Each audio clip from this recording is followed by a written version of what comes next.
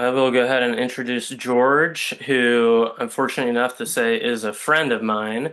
And I met him through my time at University of Montana, where he taught, as I'm going to get to. So I'll go ahead and just read his bio here. So George Price is an unenrolled lineal descendant of the Assinet band of the Wampanoag tribal nation of Massachusetts, and he has been living on the Flathead Indian Reservation since the summer of 1985.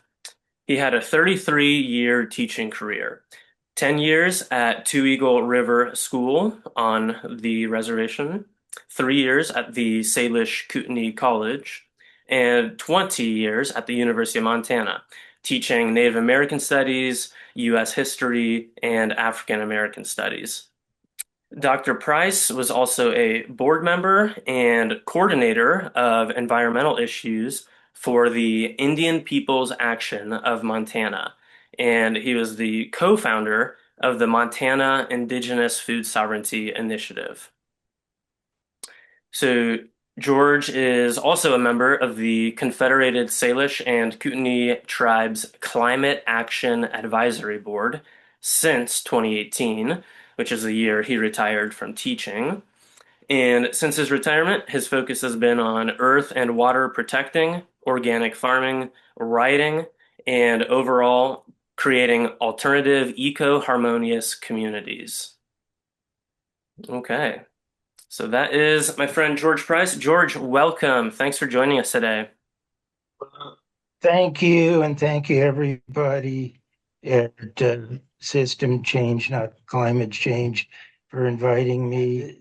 We have a lot to cover. Ethan came up with a lot of very powerful questions, and you know, we'll have time for discussion, but let's make this an ongoing discussion.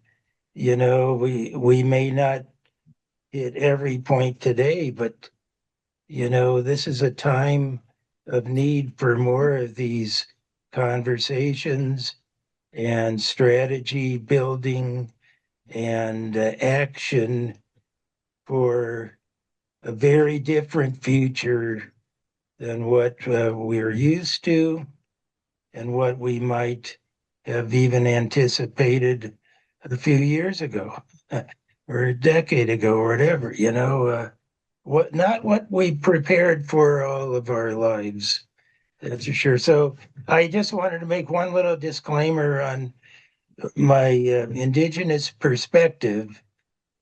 I will say it is my own perspective, uh, and not necessarily representing every other indigenous person. That's for sure. And there is no one indigenous perspective, but it's a cumulative summary of all that I've learned in my 74 years and 40 plus years living in an indigenous community and 33 years of teaching and all of that. So I think that's an important disclaimer to make. So I should say that, and you probably saw in the bio, or you could see how, unfortunately, I wasn't raised in my ancestors' ways. They were very colonialized people, and decolonizing your mind and re-indigenizing one's mind is a lifelong process due to the devastating impact of colonialism. It thoroughly uh, demolished many of our cultural connections, and certainly even connection to homeland when that was no longer available to us because of the colonialist thieves. The questions for George here were kind of fueled by his blog essay. So George has a blog, Learning Earthways, and we'll include a link for that. And his essay was called Natural Consequences Reflections on William R. Catton's Overshoot and Bottleneck. So back in 1970, this author and sociology professor William Catton, he wrote two books, and George did a double book review on those books. They are Overshoot, the ecological basis of planetary change, all the way back in 1970, and then Bottleneck, Humanity's Impending Impasse in 2009. So the questions here come from those two books that George reviewed, and we'll include that in the chat. So George, to start out, can you introduce the phenomenon, the concept of ecological overshoot, and then can you elaborate on the economic, political, and ideological forces that are driving the world's rich countries into overshoot? Okay, so I'll start with the definition and take it from there. And so, first, just to keep everybody on the same page here, in case there are people that haven't been exploring this topic, overshoot and carrying capacity are terms used to describe Earth's finite limits for continued extraction and consumption of materials and the disposal of waste. So, overshoot is the condition in which living beings of any species have exceeded the carrying capacity of their natural habitat or local ecosystem, as we'd say now. Um, and then William Catton's definition of carrying capacity, I'll read briefly here. An environment's carrying capacity for a given kind of creature living a given way of life is the maximum persistently feasible load, just short of the load that would damage that environment's ability to support life of that kind. Carrying capacity can be expressed quantitatively as the number of us or any particular species living in a given manner, which a given environment can support indefinitely. And and today, we would say regeneratively and sustainably to the so an environment that can perpetuate itself without being hindered by the things that we do. So one important point I'll just make about this, and then we're going to move past the science and let you folks explore the science on your own as we get more into the ideological and the experiential and all of that.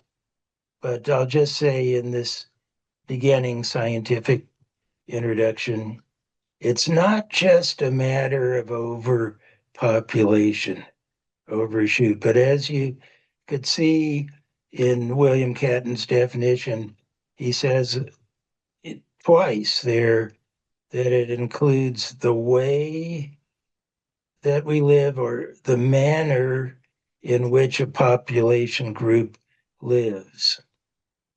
And so, population at a certain point, of course, there's only a finite capacity for our numbers, but the numbers alone are not the issue. It's the way that a population of humans or another species is engaged in the ecosystem or habitat. And so we know that among the humans, and here's where we get into the difference between our old indigenous ways and the ways of modern industrial humans, is there's such a wide spectrum of manners of being, ways of living with Earth or against Earth, against our actual only life supporting system. We're the only species that knowingly, even if we just know a little bit about this, knowingly is destroying our collective source of life, you know. So among this species, not everybody is doing that in the same manner. Okay, and then the 9 planetary boundaries, if you want to put that image up on the screen. Yeah, and this is the 2023 chart from the website where I got this from, the Stockholm Resilience Center. Um, and since then, in 2025, another boundary has been transgressed, that one in the lower right corner there, ocean acidification.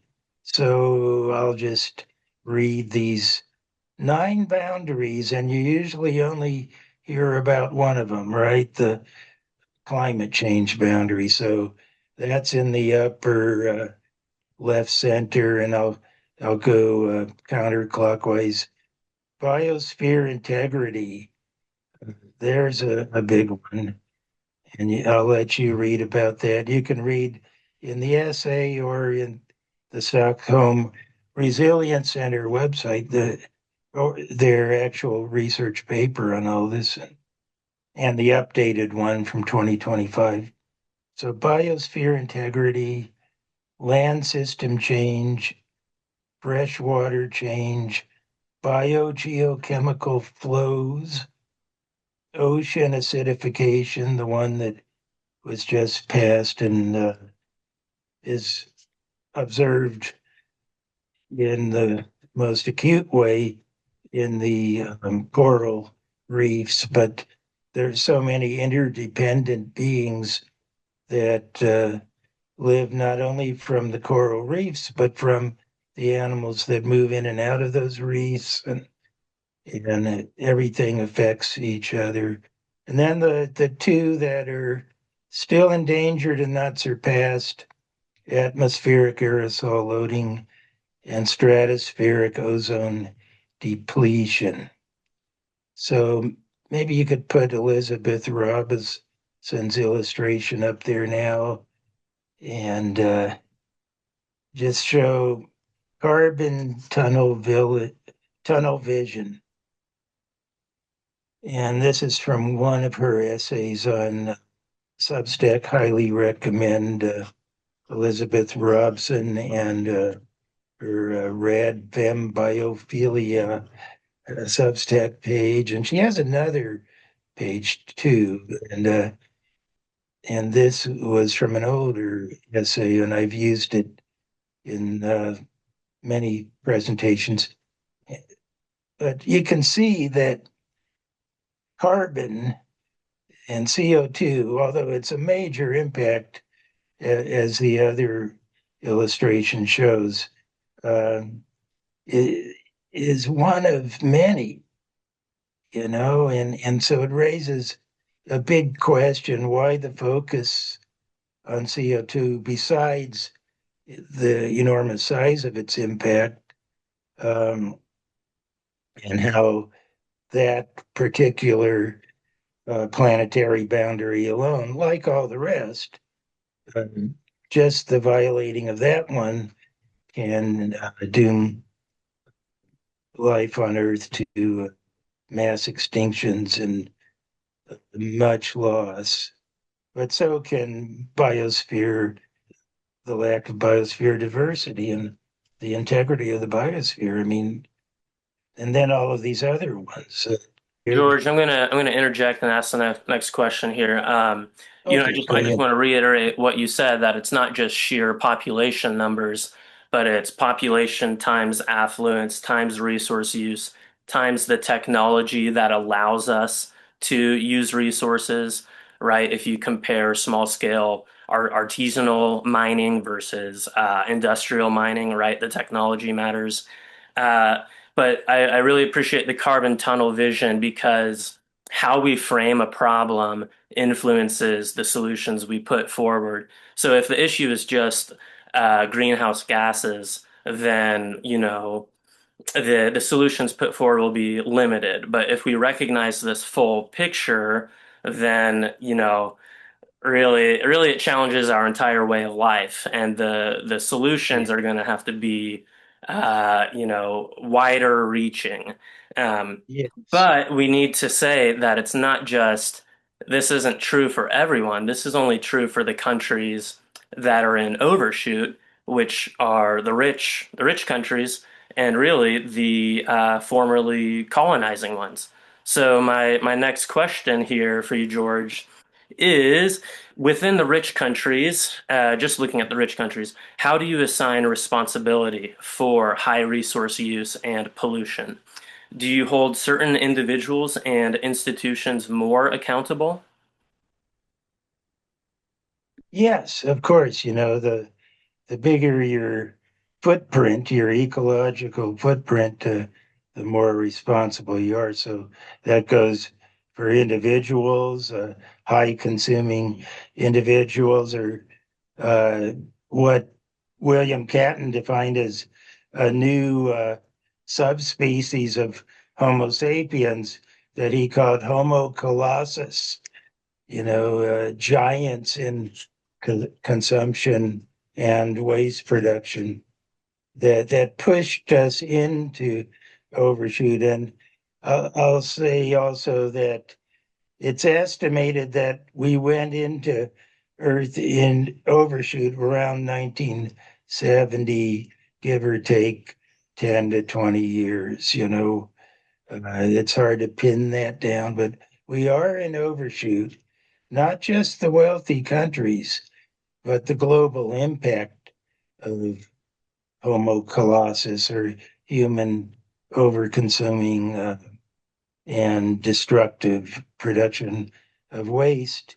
So the impact is everywhere. It's actually worse in many of the global south and exploited nations and formerly colonized nations because uh, the wealthy nations export their industrial activities out to those other nations who are desperate to participate in the monetary system a little more instead of just living off the land as we traditionally did. So the responsibility is shared, but it's everybody who even just is aspiring to become Homo colossus, and maybe they're just a little bit over the one Earth footprint. Can you put that chart that we had up for a second with the actual graph of how the countries are comparing their footprint? So this is yeah, I think it was the first one. I don't see those charts on the screen like I did before. But anyway, the United States is at 5.0, maybe more now, because that chart's a few years old. And like I said, this is from 2019. You can go to the Global Footprint Network website and get an update here. It's probably only changed very little, but as the rich get richer and more exploitative as they go, you can imagine those countries at the top, and there are several above the United States, some little super rich countries like the one getting bombed right now over there in the Gulf Coast, Dubai, with their per capita trillionaires and billionaires and all of that, their per capita global footprint is even higher than the US, but not for long, I guess. Um, and so you can see we don't have five Earths. We only have one. And if you read Tom Murphy's blog, he's a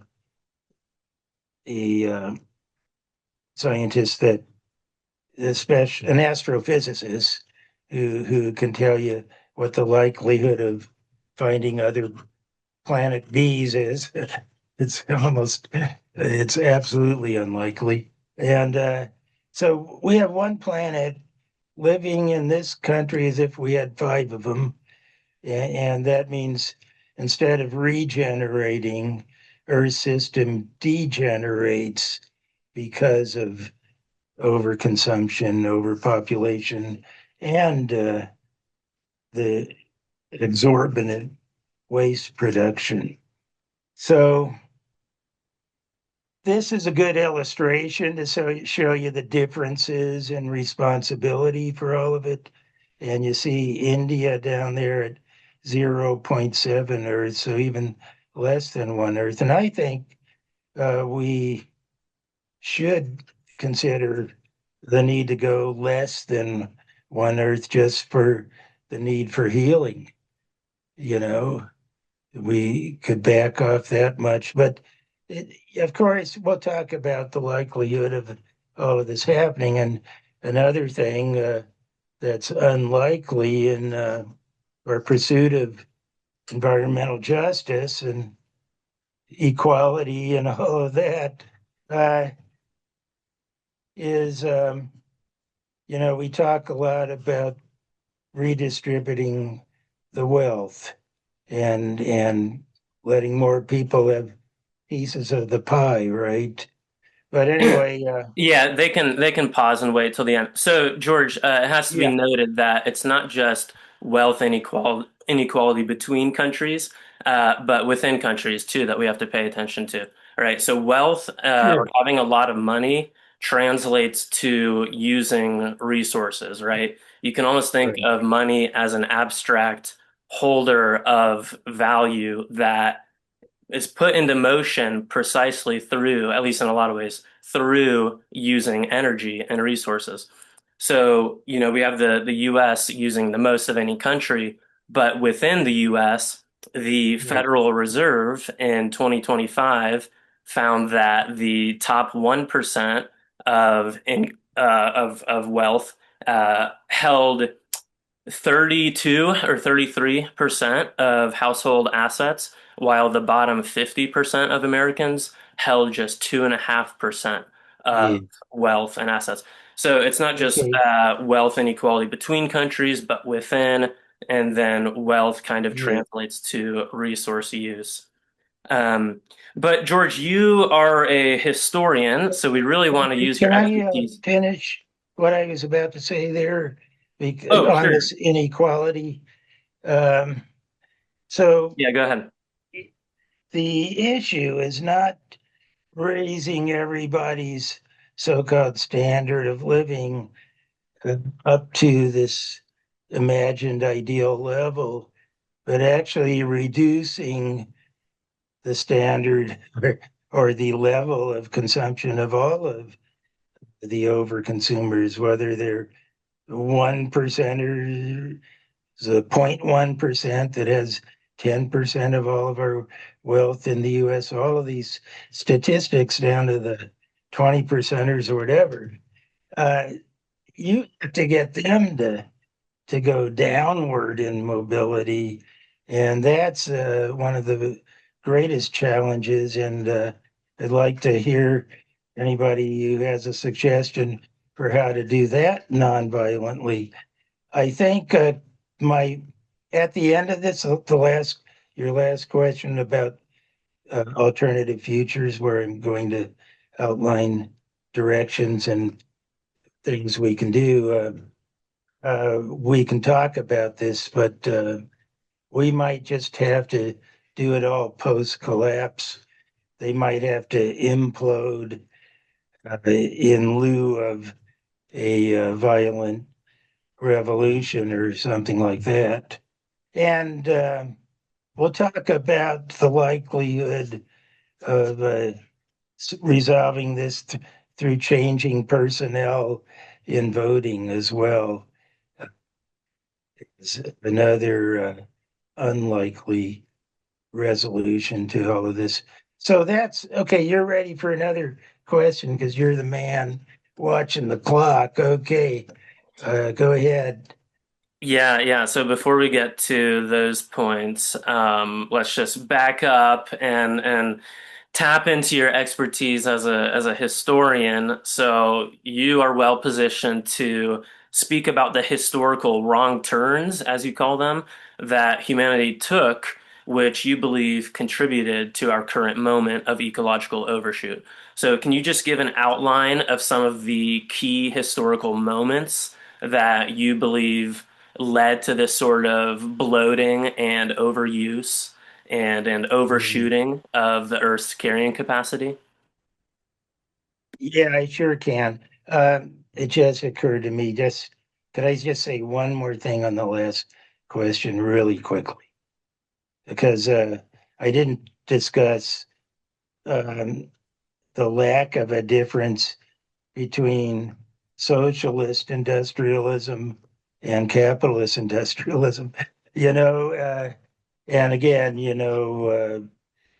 those goals of worldwide dominance and all of the non-indigenous ways. But anyway, what I'm getting to, and in answer to question, this question answers that one, is that we need to look at the roots of everything. And that's why I had this outline of the wrong turns. There's roots of capitalism way before capitalism, where we created as a species the circumstance for that type of exploitation and many other injustices and wrong turns to exist. So let me just give you the list um, before I go into them in detail, because you asked me to do that. So I'll just say this list has a lot of room for argument and discussion, and this is just what I see to this point after 74 years, or I'll say about 61 years of asking the pertinent questions and not letting my questioning get shut down by the authorities, and living, decolonizing my mind. So after all of the life experiences, this is what I've come up with.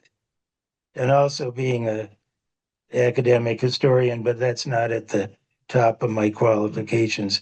I'll say that is, that was just something I had to do. But here's the outline. Okay.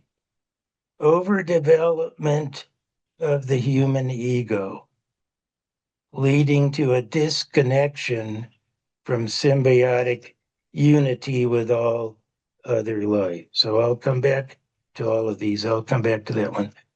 Loss of, this is number two, loss of or reduction of gratitude and humility before all of the wonders and gifts of earth. Anthropocentrism is the next one. And we can also debate the chronological order of all this. There's certainly a lot of overlap, most likely. But I'll just give a short definition of anthropocentrism, the belief that humans are superior in quality and or value to all other species of life, and that human needs are more important than the needs of any other species. Next is the commodification of the gifts of nature. More on that later. And then what's his fifth? I have agriculture, and a lot of people who even think about this topic have been putting agriculture as number one. But I'll just say now that those preceding 4 points led to the misuse of seeds uh, and I'll come back to agriculture. Okay, next is dependency on trade, not just trade itself or a friendly intertribal exchange, but dependency on it. After that, the invention of money, a big one. Then colonialism, or what William Catton called the takeover method of trying to extend your carrying capacity. Next, I have militarism as an enabler of colonialism. Then the creation of unsustainable societies, mega societies, city states, nation states, and empires. Extreme economic inequality. Oh, back to militarism. I had a subheading there. Uh, Misogyny and patriarchy as a result of male dominated militarism. And then under the mega societies, it creates male dominated political structures, whether they be monarchies, empires, or whatever, but replacing traditional tribal councils of both males and females, which was the norm for our species, uh, and still is in a few places of remote indigenous continuity. But so misogyny and patriarchy I coupled with militarism, and then it gets expanded under the creation of the mega societies, and then the expansion of economic inequality, and then after that, capitalism. So I know some of you in your organization, and I used to be this way too. I became a socialist at about the age of 17, 16, 17, right about in there. And you put capitalism as the root cause of all our predicament and the big wrong turn. It's a major wrong turn, but it's an expansion of the commodification of nature. And I did say the commodification of nature, didn't I? I hope I didn't Yeah, yeah, you did. forget that one. Okay. And then the only, I'll just say all of the other, what I call the usual suspects of our collective wrong turns, like the Industrial Revolution, the discovery of fossil fuels, the worship of technology, and one that is beginning to be talked about. Most people aren't even ready to touch this, the use of electricity. There, that saying about what keeps people from acting on new information, new awareness of what their life could be or should be, is the desire for something else to be true. And the new information gets rejected because of that. And we're so dependent on electricity uh, that there is almost a universal desire that we never give that up. But we may not have a choice as a result of the oncoming collapse and what forms that might take. So that's the short list, and I can say a few words about any of them. I think the one I wanted to expand on the most, since a lot of people seem to misunderstand this one or misconceive it, I think, is agriculture. Um, But the original disconnection, the over amplification of ego, is not to say that there is a place for self-awareness, you know, but it used to be, I believe, that we're aware of self as always a part of something greater, whether it was family, ecosystem, habitat, and everything else we interacted with as first peoples throughout the day, you know. So that leads to expanding self awareness to a sense that everybody likes self is more important, and that's anthropocentrism. So it's an expansion of ego to include those who are like you. Commodification of the gifts of nature. This is where we begin to call all our relations of the other species things instead of people. You know, they're lesser than us, and then we begin to assign the right to use them because of that. Then agriculture, I'll just say that the knowledge of seeds leading to plants when they fall into ground was not a harmful knowledge, and it was not a call to instantly abandon foraging and hunting and gathering and just do that, as some people have oversimplified the awareness of the planting of seeds. And we know that first peoples, even to this day, who engaged in sustainable cultivation continued with foraging. They didn't abandon it to go directly to this thing that we now call agriculture. So, what I'm getting at is the people who blame agriculture as an original point of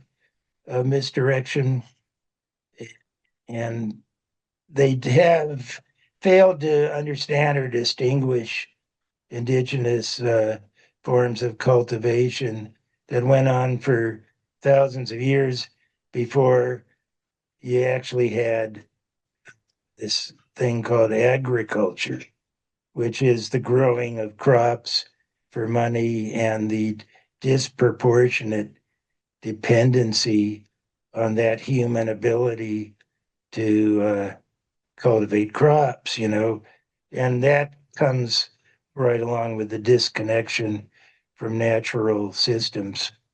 So I say much more about that in the essay, so I'll leave that right there. Um, I have a story I could tell about the way that trade used to be among tribal societies before you had this unsustainable way of living.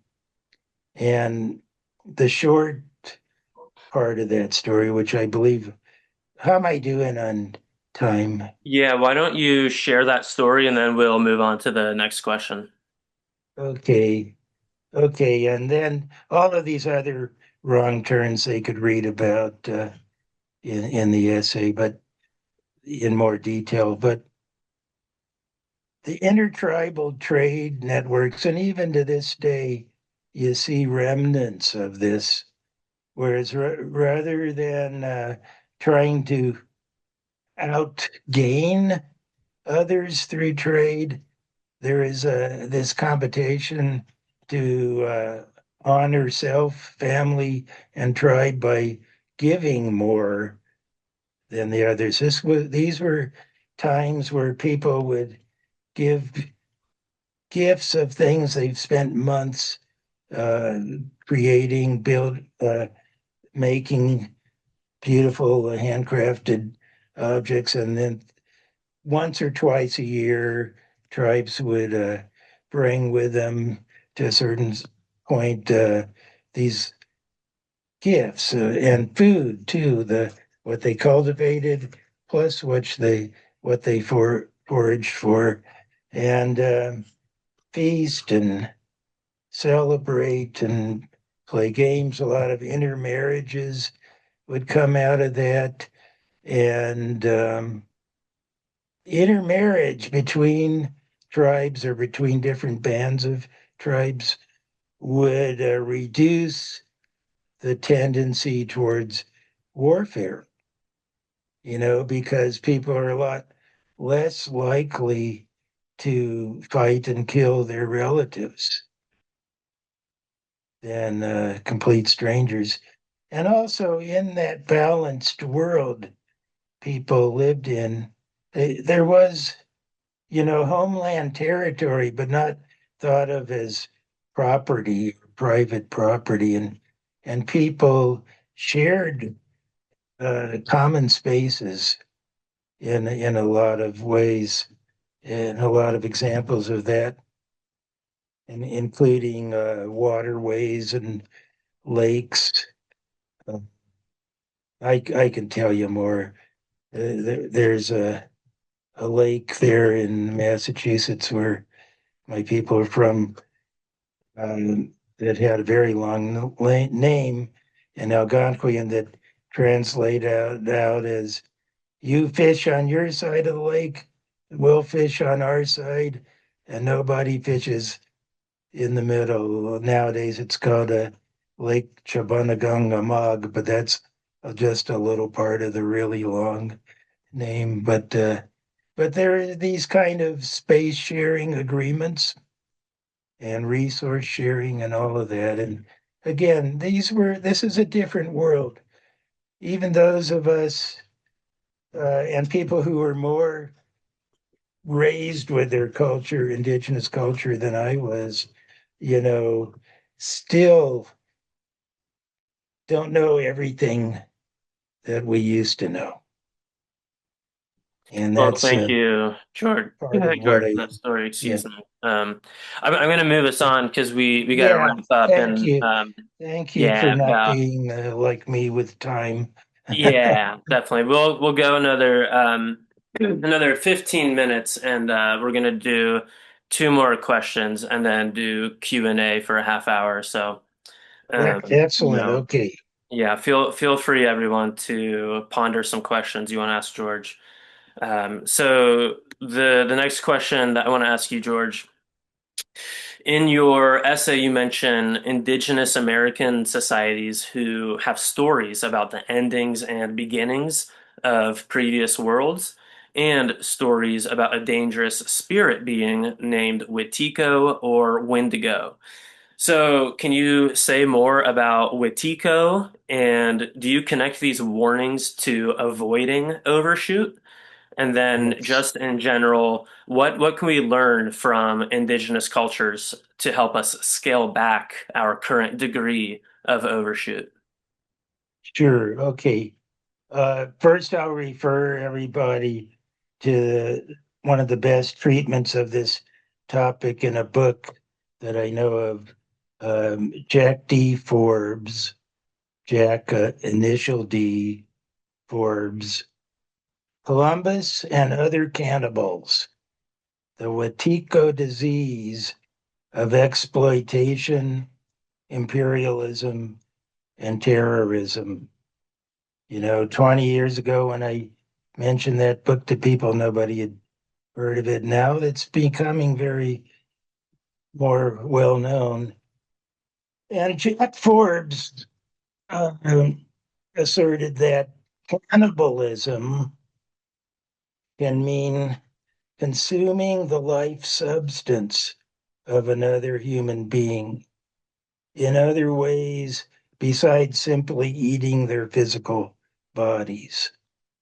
It could mean things like literally working people to death, as was done under slavery and under human trafficking for all sorts of use, including sex trafficking, like these Epstein mad, insane people we're finding dead. Just using up people, using them up and throwing them away is a form of cannibalism, for self gratification. And so Jack Forbes, describes uh, the colonialist as Watikos. And so it brings us to, well, let me just say one more thing about who's Watiko. I forgot the thing I should have said first. Uh, well, anyway, Watiko is like one of these giant devil beings, monster beings. You see them in many first people stories. And the characteristics of Watiko is what's significant. Watiko, besides being some kind of a cannibal, we're not sure exactly what, uh, but many different forms. Watiko was insatiable in consumption. Eat, take, and never be satisfied. And so the indigenous peoples, when they first saw the colonialists coming from across the Atlantic Ocean after they got there, actually, typically the stories are that they were warmly greeted and welcomed in most places, the first contacts, you know, till they started hearing stories about these folks and people saying they're like Watikos. They'll take the forest. They'll take all the water in a place, build dams, and say they own it, and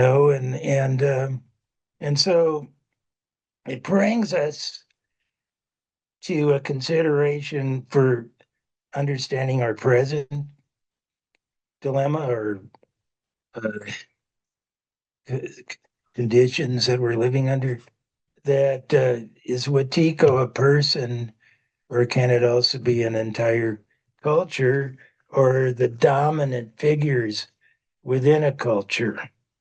And that's a good point to discuss as far as the human manifestation of Wetiko. Could we say that what Catton called Homo colossus is a Wetiko person, even if they're not eating the bodies of other humans? They're certainly working people to death and disposing of people and even creating barriers against people continuing to live, taking away their health care, all kinds of uh, intentional harm for their own benefit. The Watikos, which we could say are the one percenters. There's all kinds of possibilities for applying this Watiko concept to our present.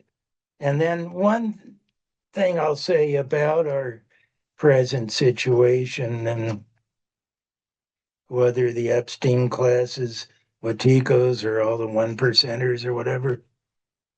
I think what we need to do, and what I think the title of your organization really suggests, is system change. We need to look at the Watiko system. I'm tired of seeing Trump every time I turn on my computer or the TV, pictures of this guy. There's a lot of good memes, a lot of good signs that were out there yesterday about this individual.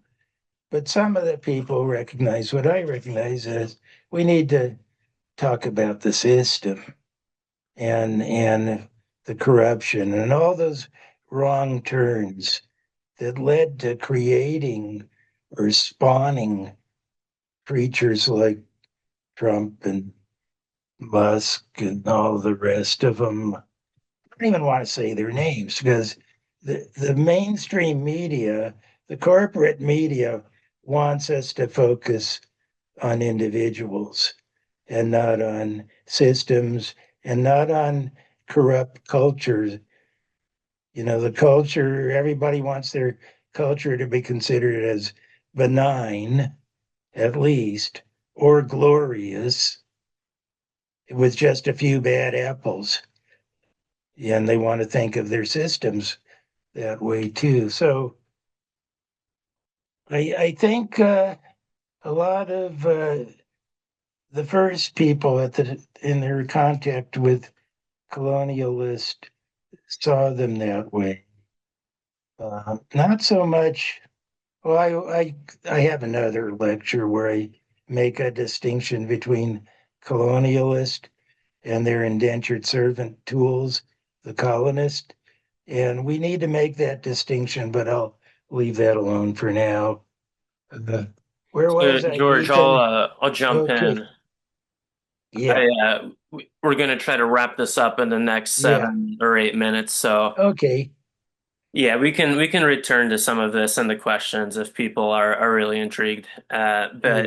the final thing that we want to ask you here is about adaptation in a period of transition. So you give a lot of thought to how society can adapt to climate disruption, ecological overshoot, deindustrialization, these sorts of things. So can you share some of the ethical outlooks, behaviors, ways of relating, community, events or ways of networking that you believe can best help us through a period of transition?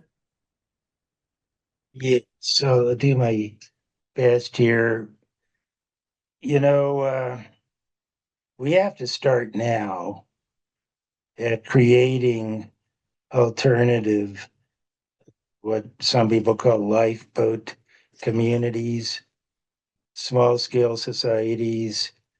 Um, this is another thing I go into much more depth than in the essay, but many people, I guess all of us, would prefer to keep as much as we can of modern industrial civilization, convenience, all of that stuff, um, pleasures and all of that. And then the other thing is people, what humans can start a whole entirely new society when they have no models other than what's been shown them and what's been told them. And there's an essay on the blog called Paths Forward where I completely refute the misinterpretation of utopia, uh, Thomas More's utopia as impossible and non-existent, that it could never exist, and it's futile to try to create new ideal societies. And so we have to overcome a lot of baggage in order to do what needs to be done. And so we can't wait until we're forced to, when there's no more normal, there's no more supply chains, there's no more value to the money and all of that. Um, we we need to begin creating the alternatives now, what people call eco uh, utopian or eco socialist ideal communities. And I think there's beyond socialism, there's an earth-based form of sharing modeled after Earth herself and the generosity of natural systems. So here's another, what we can call indigenous perspective, is that everybody in the old societies, the pre-wrong turn societies, uh, understood that the gifts of earth are given freely. And that doesn't mean you just take everything you can. You know, you've never come to a berry bush that said, "That'll be $5, please."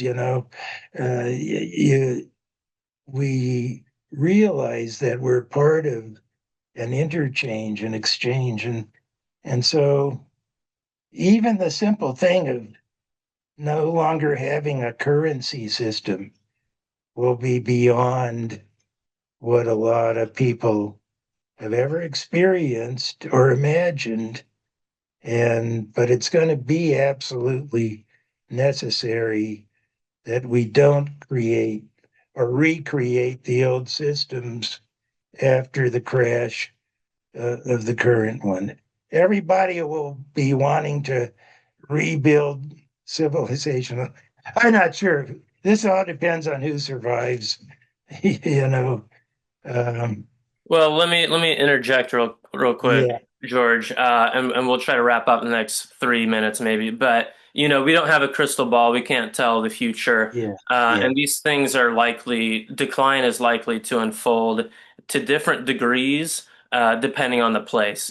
Quicker yeah, than other places, um, yeah, quick one place, slowly another place, and we don't know how to yeah, look, and it'll largely yeah. depend upon the community infrastructure we have in place.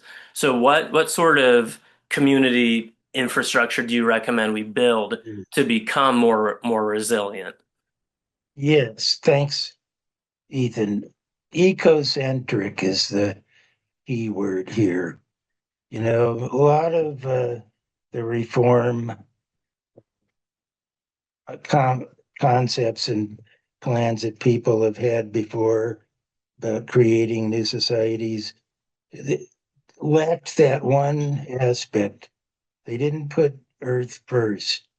It's typical for anthropocentric people to put human desires and needs, not just needs, but what humans want above what Earth wants for all of us.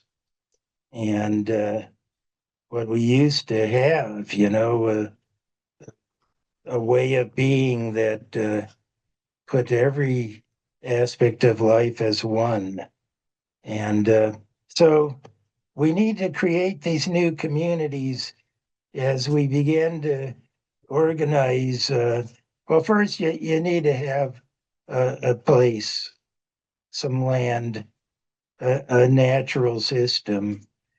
The artificial systems will either be non existent or so broken that they're not worth trying to fix. People will keep trying anyway. This is just my observation. But so I could recommend the practical things to do. I had a list of them that I put into the essay, and Yeah, first is let's read that and then we'll wrap it up. okay. People, you can hardly afford rent nowadays, and much less buying land. Right? And so that requires people to pool your resources together. And you can do like we did here back in 1985 is we bought a piece of land that nobody wanted. It had been destroyed in a lot of ways, that the topsoil had been scraped off and different others overgrazed, and part of the upper part there by too many horses on 5 acres. So you get your your resources together and buy land that is inexpensive, and then you begin the process of regenerating. Even if you could afford a really nice piece of land, I think we owe it to Mother Earth to heal the broken lands, the lands that have been harmed.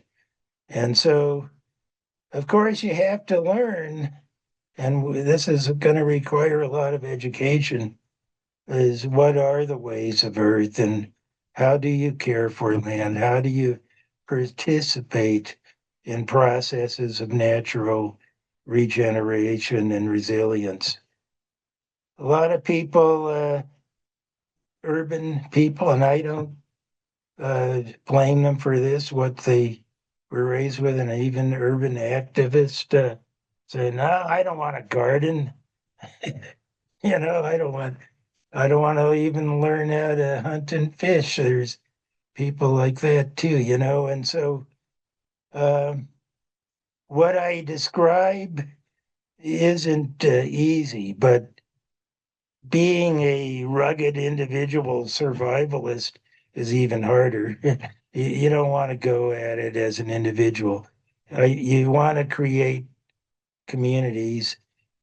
The cities are going to be very dangerous places, at least immediately post collapse or during the process. So um, that's another reason to have more remote communities. But the people who form community will have to have a lot of getting to know each other and sharing common vision to get started. That might even need to precede locating some land. And there's something to be said for squatting too on abandoned lands, especially post collapse. And a lot of that's already been done in Spain uh, years ago. I don't know. I first heard of this in about 2010, but that there's a movement of people creating eco-centric communities on just abandoned properties or properties that were for sale for nothing, very little because nobody wanted them. People had become urbanized and didn't want to live in the woods. So you look for opportunities like that too. So, George, Yeah, I'm gonna go ahead and cut you off. I'm afraid, time and clocks, they have a funny way of limiting human connection. yeah, But that's okay. I Well, hate to play this role, but yeah, we're gonna open it up to questions. So, you can put them in the chat, or if you want to read them yourself, unmute yourself, that'd be great. You mentioned potlatch. Could you talk about the importance of gathering for celebration and ritual and storytelling? okay, thanks, Dave. That's a good one. Yeah, the potlatch for anybody who doesn't know is also called a giveaway. There's many forms of giveaway, and they're still in practice throughout societies. And it was and still is a unifying factor. It's part of that old traditional non-monetary trade that I was talking about earlier. And it is also a way of honoring individuals. And a lot of the giveaways and potlatches you see to this day are opportunities for families to give gifts in honor of an individual family member who has just accomplished something significant. But in the old days, there is just this sense of watching out for the well-being of others. Typically, in indigenous societies, uh, what was gained from hunting and fishing was distributed uh, by the women in a tribe, typically to all those in need. And so, this tradition of giveaway, economic sharing, the economics of earthways. Yeah, and I this brings up the medicine that was used to avoid people falling into Wetiko-like diseases and disorders, let's say mental illnesses and all of that, was the common practice of gathering, well, living together in small communities of, say, less than 100 up to 300 people. You become aware at the roots of when somebody is going astray or having a difficult time. And so gathering, living together in close community was a common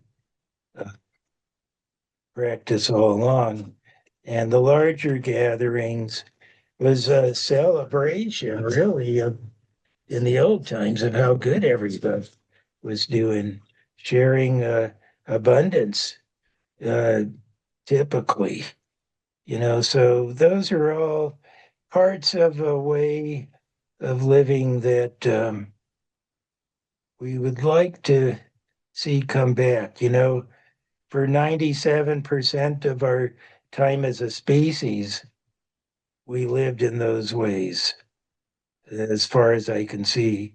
And what we're doing in the 3% since then, last 10 to 12,000 years, is what's really abnormal for our species. Okay, go ahead.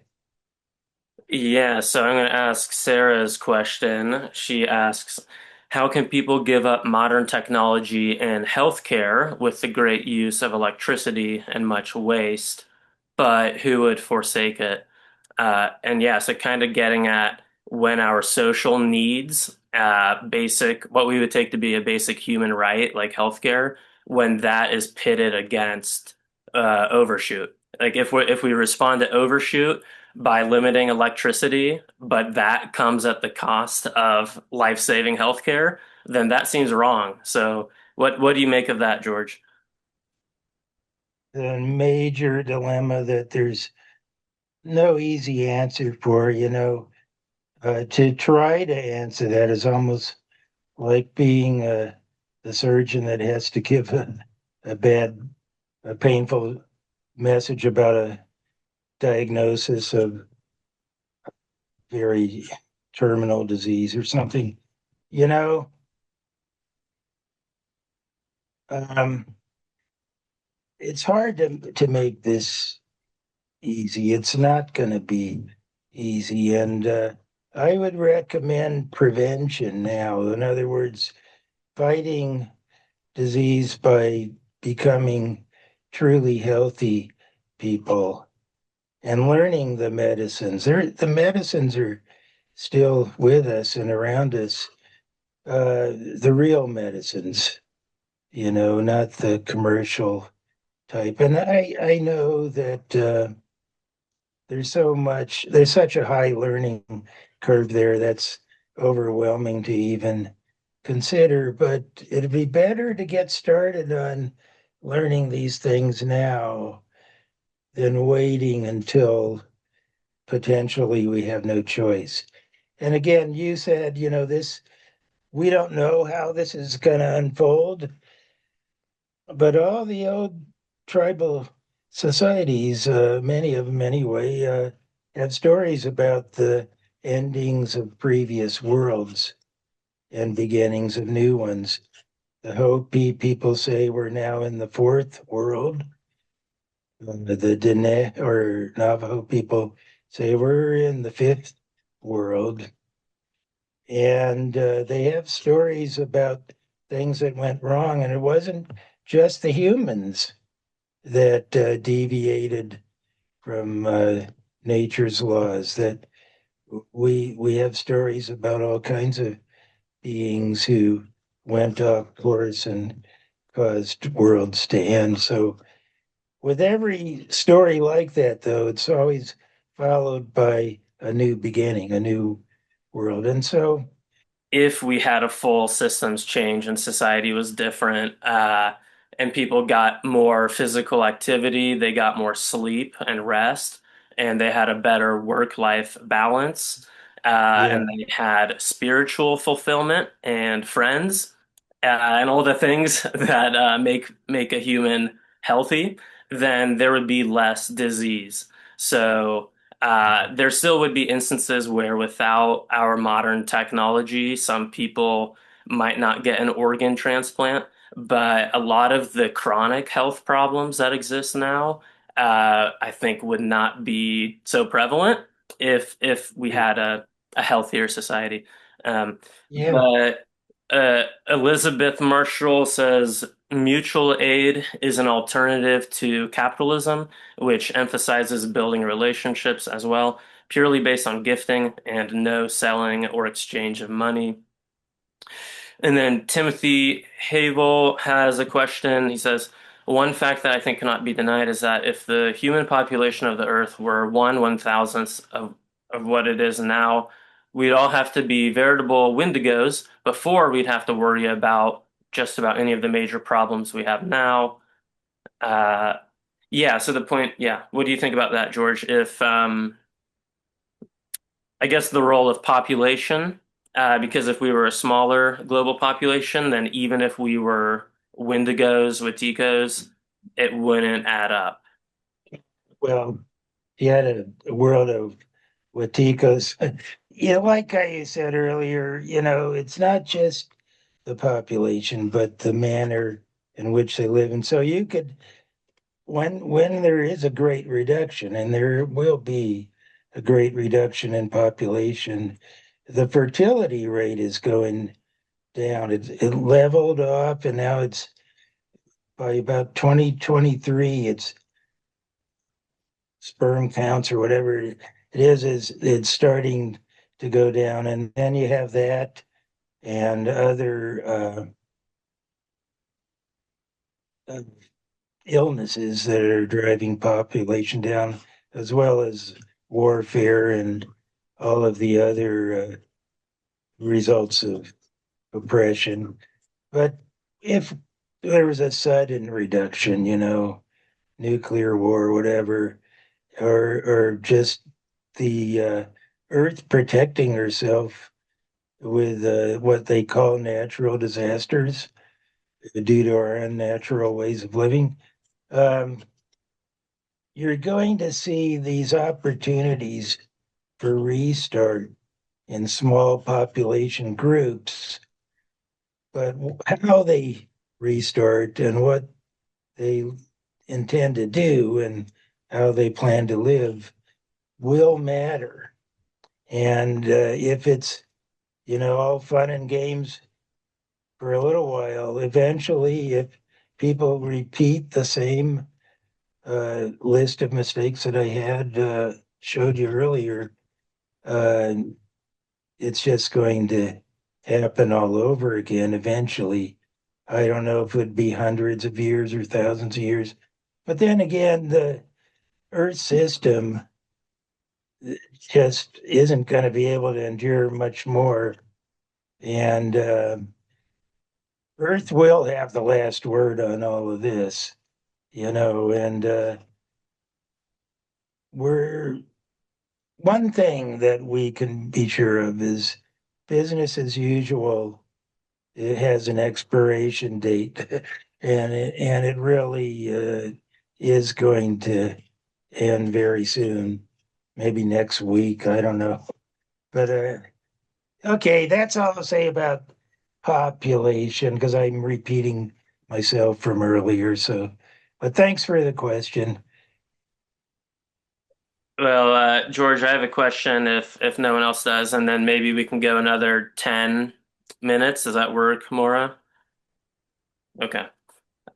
So far right politics will weaponize this. They're aware of overshoot, but I know you just said you don't want to talk about population. They lay the blame on population rather than wealth, extreme wealth leading to pollution and all the institutions that are polluting.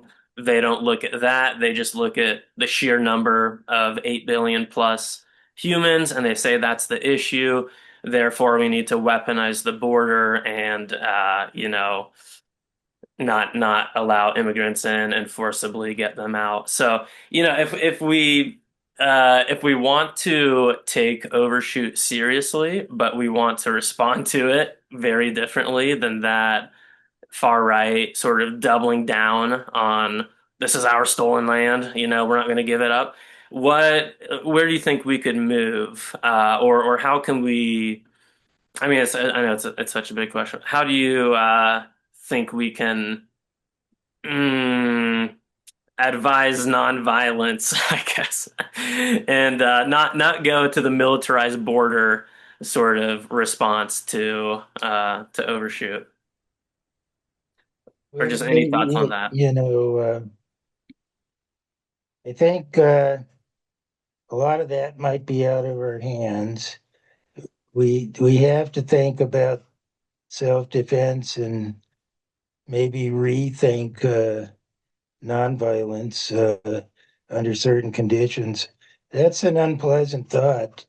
I'm a former conscientious objector from back in the Vietnam War days and all of that, and peace activists going way back. But oh, I don't know, since about the time I became a father in the 1970s, I've asked myself, is there a place for violence in self-defense? And then began to ask other questions along those lines as well, And of course, all revolutionaries had to make a decision about that at some point, Do you pursue nonviolence as much as possible? But moving away from anthropocentrism gives you another take on the unquestionable value of all human lives. It's not a pleasant thought, but it's a something worthy of consideration. And of course, you mentioned the right wingers, and their idea is that you uh, pull the population on racialized bases. That all the stuff they're doing with ICE and all of that. It, we need to make such an appealing alternative to all of that that people give up these far right idiocies. I think if they had a model of unity between humans and humans in nature that is actually succeeding, communities like the ones I uh, began to talk about there before, where they reached out and helped those who were struggling, and those some of those neighbors, especially out in these rural areas, might be right wingers and in a lot of cases ex-Trumpers, as some of them are beginning to become aware of how they've been burned by MAGA and that guy betraying them and all that. They may be wanting to learn from the ideal society experimenters in their neighborhood, and all of that can, you know, there was a guy back in South Africa before their liberation, wrote a book called Cry the Beloved Country. And this may sound a little sappy. I wish I could remember that guy's name. It's a good novel about the struggle against apartheid and all that.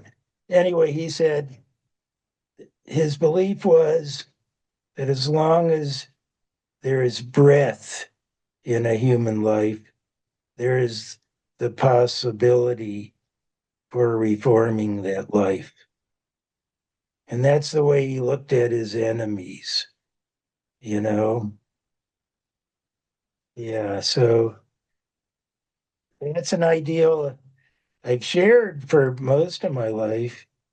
But, when you see some of these extreme cases, these Watikos, you wonder where's the potential for reform there?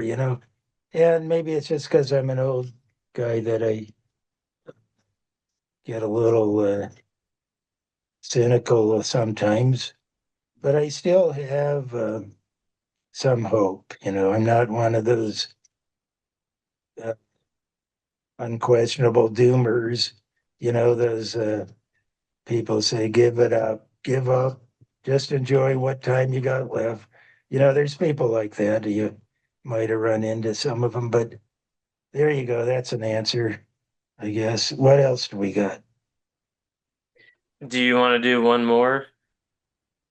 Yeah, I'll go as long as everybody wants to go with this. And Yeah, so the last one would be it seems that massive reductions in fossil fuel consumption would have profound positive effects on most of the biophysical limits that we have surpassed, but which limits are not as profoundly affected by fossil fuel consumption? So how could they be addressed? The planetary boundaries that aren't related to fossil fuels as much. yeah, but they can all be mitigated by deindustrialization.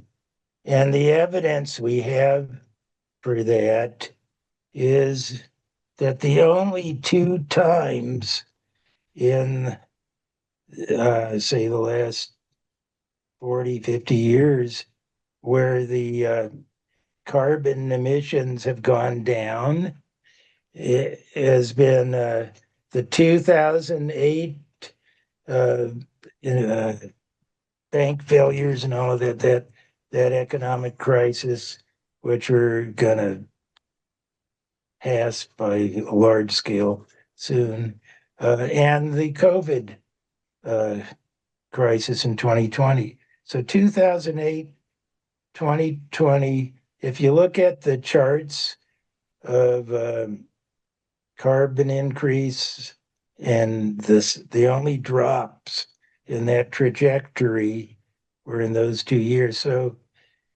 that's a little bit of evidence there that deindustrialization and downward mobility have to happen. And that's a hard sale. You know, you're not going to be able to, I think, talk the majority into doing that voluntarily. And a lot would have to change to get anybody to agree with that. Well, I've heard in the last few weeks people say that the energy shock and the fallouts from the U.S.-Israel war on Iran are going to do more for countries adopting renewable energy than any climate summit will. So,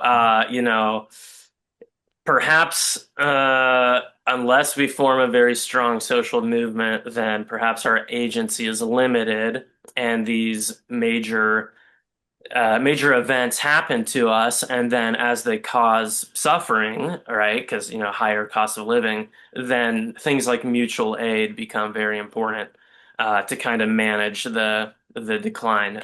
But that's maybe more of a philosophical question on the limits of our agency. Can we accelerate this, or do these historical events just happen to us and then we adapt along the way?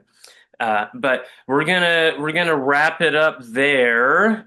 Thanks to the 16 of you who stayed with us for the whole shebang, and a major thanks to George for joining us, and Maura and Ted for helping put this on. So. And to Steve, our tech host. And we'd invite you all to, if you haven't already signed up for our newsletter, please do. We'll keep you informed of a follow-up that we may or may not get George to join. There's so much more to talk about. It's hard to do in a short window like this. But please, if you haven't signed up, do so, or drop your email in the chat and we'll have it for the future. And thanks for joining us today. And thank you so much, George. It's been very enlightening and intriguing, and I can't wait to hear more from you.